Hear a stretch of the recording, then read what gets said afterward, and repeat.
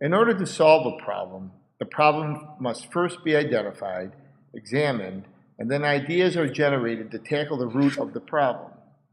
Violence, unfortunately, has been with us since the earth was formed and is a problem that has defied solution. Violence exists in many forms, but somehow humans seem to excel at it. Given that our species is at the top of the food chain, one wonders why real solutions seem to come at such a high premium. Why is this? It's not like we aren't trying. Many opportunities and organizations exist that facilitate exposure to the problem of violence. This gallery and narratives found within the work in this exhibition are proof that the topic is being addressed from many perspectives. The ideas on display cogently speak to violence on many different levels and strengthen the exhibition's underlying concept to demand that this dialogue be initiated. Utilizing each artist's unique point of view as a catalyst to introduce the topic to a broad audience is essential. Relegating so many distinct styles into one clear voice exposes the public to themes too powerful to ignore and a perfect environment to construct a rich debate. Indeed, we all need to be part of a solution. As humans, we are unfortunately collectively part of the problem. So if we don't become involved, we will surely exacerbate a problem that is stubbornly knitted into our cultural fabric. By becoming involved in efforts to oppose violence, if nothing else, we can create a strong motivation to get others engaged into the dialogue. As we well know, violence is not just a local or a regional phenomenon.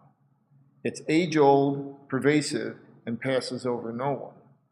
The art of this exhibit may not provide specific solutions, but it nonetheless offers an in-depth examination on violence, and perhaps the work will spawn fresh ideas that may lead to real solutions. Object makers tend to be keen observers. However, I don't know if it's a matter of duty per se that artists address violence specifically. All art is reference-based, so given the plethora of subject matter object makers are exposed to, violence is but one topic to pursue. So choosing to create art around this topic, in my case, became a method in which to get something out of me that addresses what it was that I was appalled at witnessing. My work becomes a vehicle to expose the aftermath of senseless violence, using narrative as a way to create a record of what happened to remind people to never forget what took place. By recording these events, I feel I will give people a chance to pause and reflect, and hopefully join in the journey to end violence. I'm a political animal. I study that arena and the inevitable morass surrounding some of the decisions foisted on us by our fearless leaders. It is where I dwell to collect reference for my work. God-awful gun laws that manifest in the easy availability of weapons for very unstable humans to obtain, and religious dysfunction that, coupled with lust for power and greed, provide an endless stream of bad ideas that lead to bad outcomes. Journalism, too, that more often than not refuses to speak the truth to power, also needs to be held accountable. It is very fertile ground for my focus. My work, then, is a reflective response to the chaos. I make objects that deal with the outcomes of violent situations in a purely reactive manner. I create narratives that recount these events with the hope that I will encourage humans to slow down and re-examine the folly and take a closer look at what happens when humans don't think decisions all the way through.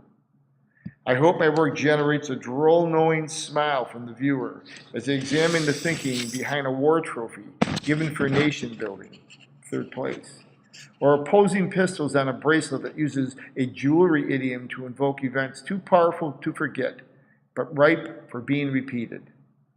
I hope to reach a broader audience that understands these concepts, one that has come to see that no one is immune to violence, not even helpless elementary school kids.